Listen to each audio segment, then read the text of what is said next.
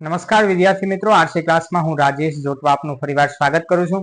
મિત્રો, કોન્સ્ટેબલની પરીક્ષા તો પૂરી થઈ ગઈ, પણ હવે વિદ્યાર્થીઓના મનમાં એક ઉત્કંઠા હોય કે ભાઈ અમે મેરિટ છે કેટલું અટકશે, અને આવી ઉત્કંઠા હોવી જ જોઈએ. ગયા વખતે પણ આપણે એક વિડીયો બનાવ્યો હતો, મેરિટનું પ્રિડિક્શન કર્યું હતું, અને મહદ અંશે આપણે એમાં એક્યુરેટ એમનું એ મુજબનું મોટા ભાગનું મેરિટ છે એ રહ્યું છે. ખાસ કરીને એસસીબીસી ફિમેલનું આપણે વાત કરી હતી કે ભાઈ 95+ જશે, ભલે 80 અટકું પણ 95+ જશે, તો એ હકીકતે વધારે ગયું હતું. અને બીજી વસ્તુ એવી છે કે આ વખતે અને ગયા વખતેના જે મેરિટ છે, પ્રિડિક્શન છે, એમાં અમુક પાસાઓ થોડાક બદલાઈ જાય છે. આ વખતે જે ડીવીનું લિસ્ટ છે, તો એ ડીવીના લિસ્ટમાં જ મેરિટ છે એ થોડુંક હાઈ જવાનું છે. પછી ડીવીના લિસ્ટ આવી ગયું ને પછીથી જે એમાં ફાઇનલ સિલેક્ટ લિસ્ટ હશે, તો એમાં પાછું એટલું બધું હાઈ જવાનું નથી. એટલે દાખલા તરીકે 2 થી 3 નો જ ગાળો છે. જેમ ગયા વખતે એક પાર્ટ એમાં ઘણા બધા વિદ્યાર્થી મિત્રો નિષ્ફળ ગયા હતા, તો એના લીધે એક શું કહેવાય, એક એવો ચાર્ટનું નિર્માણ થયું હતું કે ભાઈ વચમાં જે વચગાળાના જે માર્ક્સ છે વધારે લોકોના હતા, ઓછા પણ ઓછા લોકોને હતા, અને બહુ વધારે માર્ક્સ પણ ઓછા લોકોને હતા, પણ જે વચલા માર્ક્સ છે એ બહુ વધારે લોકોના હતા. તો આ વખતે હકીકતે એવું નહીં થવાનું, કેમ કે બંને પાર્ટમાં મોટાભાગના વિદ્યાર્થી મિત્રો સફળ થઈ જવાના છે. તો એને લઈ અને એક મેરિટ જે છે એ ઊંચું રહેશે, સેજ ઊંચું રહેશે. પણ એક પોઝિટિવ વાત એ છે કે ડીવીમાં લિસ્ટ આવ્યું પછી એટલા બધા ઉમેદવારોને નિરાશ થવાની વારો નહીં આવે. અથવા મેરિટ છે એ માત્ર શું કહેવાય 2 થી 3 માર્ક્સ જ વધારે જશે. ડીવીનું લિસ્ટ આવશે એના પછીથી ફાઇનલ સિલેક્ટ લિસ્ટમાં. તો આપણે એક પ્રિડિક્શન કરી લઈએ. જો મિત્રો, કોઈ પણ મેરિટ છે એ કદાચ જે પોલીસ ભરતી બોર્ડના અધ્યક્ષને પણ ખબર નહીં હોય કે કેટલું મેરિટ અટકશે. એટલે એ એક્યુરેટ તો કોઈ કહી શકે નહીં. આ એક આપણો અંદાજ છે, અને યુટ્યુબમાં પણ તમે જોતા હશો ઘણા બધા વિડીયોઝ છે. એ તમામ જે એજ્યુકેટર છે એ બધા એક અંદાજ, એક અપ્રોક્સિમેટ તમને એક માર્ગદર્શન આપે કે ભાઈ એટલું રહી શકે છે. એ 100% એક્યુરેટ નથી, આપણે સૌ જાણીએ છીએ. હવે આપણું પ્રિડિક્શન એવું છે, આમાંથી 1-2 માર્ક્સ આગુ પાછું થઈ શકે.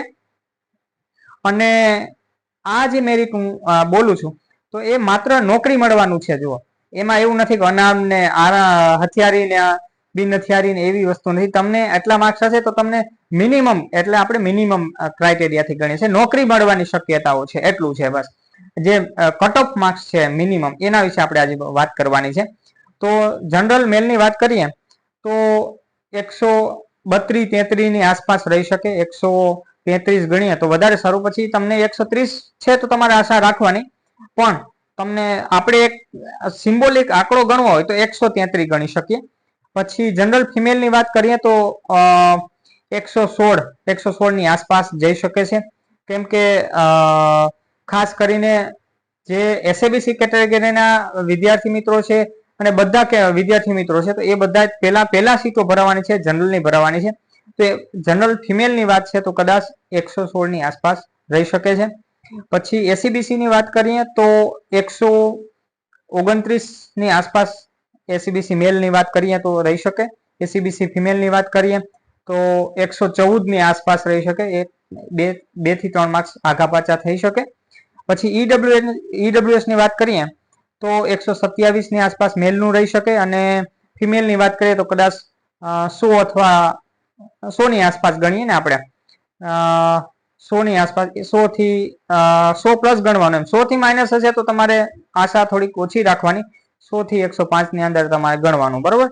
પછી એસસી ની વાત કરીએ તો એસસી નું પણ મેલ નું છે 127 ની આસપાસ રહી શકે, ને ફિમેલ નું છે એ 110 ની આસપાસ રહી શકે છે. પછી એસટી ની વાત કરીએ તો એસટી મેલ નું જે મેરિટ છે એ કદાચ 100 ની આસપાસ રહી શકે, અને એસટી ફિમેલ છે એમનું મેરિટ છે એ જનરલી જે પાસિંગ માર્ક્સ બધાને છે તો પણ કદાચ એ આવી જાય એવી શક્યતાઓ છે. એટલે 80 ની આસપાસ, 80-85 ની આસપાસ એસટી ફિમેલ નું મેરિટ રહી શકે. તો મિત્રો, આ એક અંદાજ છે, અને આશા છે આપને વિડીયો પસંદ આવ્યો છે, અને મેં મારી રીતના એનાલાઇઝ કરી અને તમને જે એક માહિતી આપવાનો પ્રયાસ કર્યો છે. યુટ્યુબમાં ઘણા બધા વિડીયો અવેલેબલ છે, ને આ બધાના વિડીયો જોઈને પછી તમારું માઇન્ડ જ એક સરેરાશ કાઢી લે છે. હું જરૂરી નથી કે મારું મેરિટ એક્યુરેટ હોય, પણ તમે બધા વિડીયો જોઈને પછી તમારું એક માઇન્ડ જ સરેરાશ કાઢી લે છે, અને એ જે સરેરાશ કાઢીને એમાં એ મોટા ભાગે એક્યુરેટ હોય અને એમાંથી 1 થી 2 માર્ક્સ આખું પાછું થાય, બાકી વધારે કંઈ નથી થતું એમ જનરલી. તો આશા છે આપને વિડીયો પસંદ આવ્યો છે. આ વિડીયોમાં ફક્ત એટલું જ. ફરી મળીશું નવા વિડીયોમાં નવા વિચારો સાથે. ત્યાં સુધી રજા આપશો. જય હિન્દ, વંદે માતરમ.